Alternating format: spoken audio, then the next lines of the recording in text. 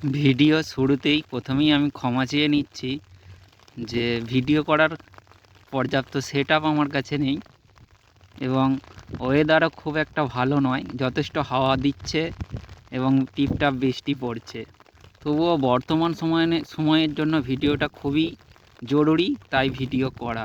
আমরা অনেকেই তিল বুনেছি বা বুনছি এবং আমাদের অনেকেরই তিল বোনার পর হলুদ ওষুধ বা পেন্ডিমিথিলিন 30% ইসি দেওয়ার পরও এরকম ঘাস হয়ে যায়। তো কেন হয়ে যায় সেটাই জানবো। আমরা প্রথমেই কি করি, জমিতে জল দিই। জল দিয়ে একটা বাত হয়ে যাওয়ার পর তার দুদিন বা একদিন পরে জমিটা চাষ দিয়ে তিল বুনি এবং তারপরেই যাতে ঘাস না ফোটে তার ওষুধ দিই, যেমন পেন্ডামিথিলিন 30% ইসি বা আপনাদের ভাষায় আপনারা যেটাকে বলেন হলুদ ওষুধ বা সবুজ ওষুধ বা অনেক ক্ষেত্রে সাদা ওষুধ।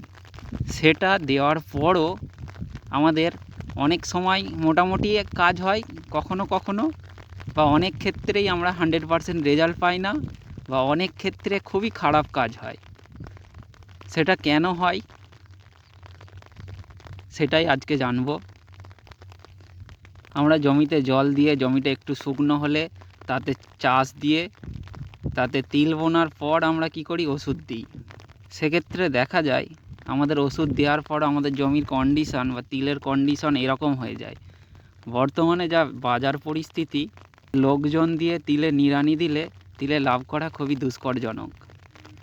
তাই চাষিদের লাভের কথা মাথায় রেখে আমাদের পর্যাপ্ত ব্যবস্থা গ্রহণ করতে হবে। আমরা তিলে ঘাস না ফোটার জন্য কি করি, দোকানে যাই, দোকানদার একটা ওষুধ দিয়ে দেয়, হলুদ ওষুধ। সেটা বলে 72 ঘন্টার মধ্যে স্প্রে করুন, আপনার কাজ হবে। কিন্তু আমরা বাস্তবে ওটা করার পরও দেখি আমাদের জমির কন্ডিশন এরকম হয়ে যাচ্ছে। তাহলে আমরা কি করব এখন? আমাদের মাথায় রাখতে হবে যে আমরা ওষুধটা দিই যাতে না ঘাস ফোটে, কিন্তু আমাদের ওষুধ দেওয়ার পরও ঘাস ফুটে যায়। তাহলে আমাদের ভুলটা হচ্ছে কোথায়? আমাদের ভুলটা হচ্ছে ওষুধ প্রয়োগের ক্ষেত্রে। আমরা যেসব ওষুধগুলি ব্যবহার করি সেইগুলি হচ্ছে প্রি ইমার্জেন্ট, অর্থাৎ অঙ্কুর রোধকারী। অর্থাৎ মানে আমরা যে ওষুধগুলি দিই যাতে ঘাসগুলো না ফোটে, কিন্তু ওষুধ আমাদের যেহেতু প্রি ইমার্জেন্ট অর্থাৎ অঙ্কুর রোধকারী, তাই আমাদের প্রয়োগের ক্ষেত্রে সতর্কতা নিতে হবে। সেটা হলো, আপনি যখনই জমিতে জল দিচ্ছেন তখনই আপনার জমির যেসব আগাছা আছে তার অঙ্কুর শুরু হয়ে যাচ্ছে।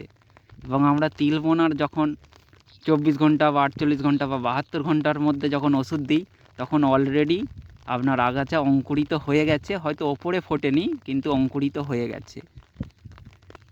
তাহলে আমরা ওষুধটা কিভাবে প্রয়োগ করব যাতে আমরা 100% রেজাল্ট পাই?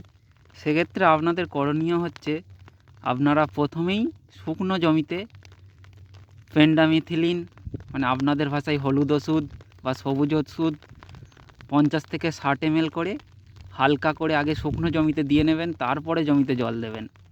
সেক্ষেত্রে মানে আগাছার অঙ্কুরিতর কোনো চান্সই থাকে না। তারপর জমির বাত হলে আপনারা চাষ দিন, দিয়ে তারপর মই দিন। তারপরে আপনারা আবার 50 থেকে 60 ml জমির ওপরে হালকা করে স্প্রে করুন। মানে আগে আপনি যেমন 4 ড্রাম বিঘে হিসেবে দিচ্ছিলেন, সেটা আপনি প্রথমে 2 থেকে আড়াই ড্রাম এবং পরে 2 থেকে আড়াই ড্রাম আপনি প্রয়োগ করুন। আশা করি 100% রেজাল্ট পাবেন। আমার এই টিপস আপনি আগে প্রয়োগ করুন, দেখুন কাজ হয় কি না। যদি হয় তাহলে চ্যানেলটিকে সাবস্ক্রাইব করবেন এবং কমেন্টে অবশ্যই আপনার মতামত জানাবেন। এবং যদি আপনাদের তিল গাছে ঘাস ফুটেই যায়, আপনার দ্বিতীয়বার বোনার যদি না কোনো স্কোপ থাকে এবং তিল জমির আগাছা মানে তৈরি হওয়া তিল গাছের আগাছা মারার জন্য আমি পরবর্তীতে একটা ভিডিও নিয়ে আসব। আর আপনারা যে পেন্ডিমিথিলিন 30% ইসি ব্যবহার করেন সেটাই ব্যবহার করবেন, নতুন করে আলাদা কোনো ওষুধ নেই। ওই ওষুধটাই যথেষ্ট কার্যকারী, শুধু প্রয়োগের ক্ষেত্রে ত্রুটি হচ্ছে, তাই আমাদের জমিতে আগাছা জন্মে যায়।